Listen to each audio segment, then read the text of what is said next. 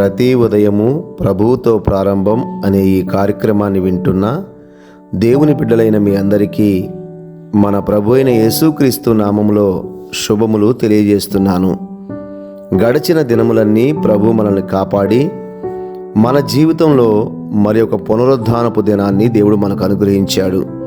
అందును బట్టి దేవునికి స్తోత్రములు చెల్లిస్తున్నాను. ఈ ఉదయకాలం కూడా దేవుని వాక్యాన్ని విందాము. కీర్తనా గ్రంథము 92వ అధ్యాయము 12వ వచనం. నీతిమంతులు ఖర్జూర వృక్షం వలె మొవ్వవేయుదురు, లెబానోను మీద దేవదారు వృక్షం వలె వారు ఎదుగుదురు అని రాయబడి ఉంది. నిజమే కదండి. నీతిమంతులు ఖర్జూర వృక్షం వలె మొవ్వవేయాలి అంటే అనేకులు ఆ చెట్టు వైపు చూచినప్పుడు తీయటి ఫలాలు ఫలిస్తున్న చెట్టు ఇది అని చెప్పుకోవాలి. నీతిమంతులు కుడి ఎడమకు పాకిన వేరులతో ఉండకుండా ఒక స్థిరమైన వేరు కలిగిన వారిగా ఉండాలి. తిన్నని మార్గంలో నడిచేవారిగా వారి జీవితాలు కనిపించాలి. అంత మాత్రమే కాదు కానీ లెబానోను మీద దేవదారు వృక్షం వలె వారు ఎదగాలి. వారి ఎదుగుదల అనేకులకు వెలుగుగా మార్చబడాలి. అంతేకాని వీరు దేవుణ్ణి నమ్ముకున్నారు, అయినా కూడా వీరు ఇలాంటి భయంకరమైన పరిస్థితుల్లో ఉన్నారేంటి అని ప్రజలు మనల్ని చూచి నివ్వెరపోకూడదు, కలవరపడకూడదు. ప్రభువు మనల్ని నడిపిస్తున్న మార్గాల్లో అది ఏ పరిస్థితి అయినా సరే వీరు సంతోషముగా అంగీకరిస్తూ ఆనందిస్తూ వెలుగుగానే ఉన్నారు, కానీ ఎక్కడ కూడా కుంగిపోలేదు, నిరాశపడలేదు అని మనల్ని చూచిన వారు చెప్పగలగాలి. నీవు నేను లోకానికి ఎలా ఉండాలంటే మొవ్వవేస్తున్న ఖర్జూర వృక్షం వలె ఉండాలి. లెబానోను మీద ఎదుగుచున్న వృక్షం వలె మనం లోకానికి కనిపించాలి. ఇది మనలో ఎలా జరుగుతుంది? ఇది మనలో ఎలా జరుగుతుందంటే యెహోవా మందిరములో నాటబడిన వారై వారు మన దేవుని ఆవరణంలో వర్ధిల్లుదురు అని రాయబడి ఉంది. అవును కదండి, మనము దేవుని మందిరంలో నాటబడాలి. దేవుని ఆవరణంలో వర్ధిల్లే వారిగా మనం ఉండాలి.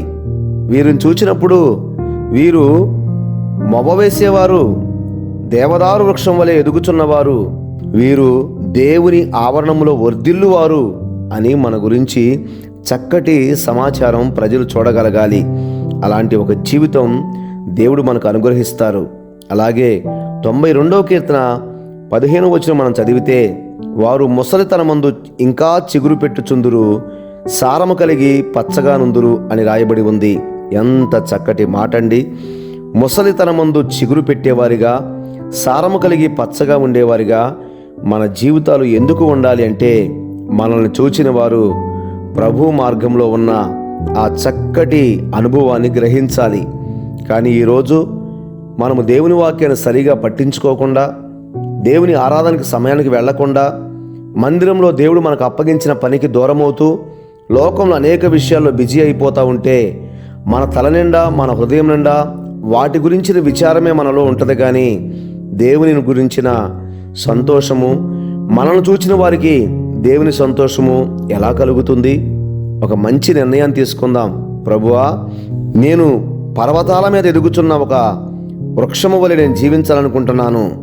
నేను దేవుని ఆవరణంలో వర్ధిల్లాలి అనుకుంటున్నాను. నా ఉద్దేశము, నా ఆలోచన కాదు ప్రభువా, నా గురించి నీ ప్రణాళిక, నీ ఉద్దేశం ఏమై ఉందో వాటన్నిటిని మీరు నెరవేర్చండి అని ప్రభు పాదాలు పట్టుకుంటూ సంతోషముగా గంతులు వేస్తూ కృతజ్ఞతాస్తుతులు చెల్లిస్తూ దేవుని మందిరాన్ని ఆశ్రయిద్దాము. దేవుని సన్నిధిలో ఆయన రెక్కల చాటున భద్రపరచబడదాము. ప్రార్థన చేసుకుందాం.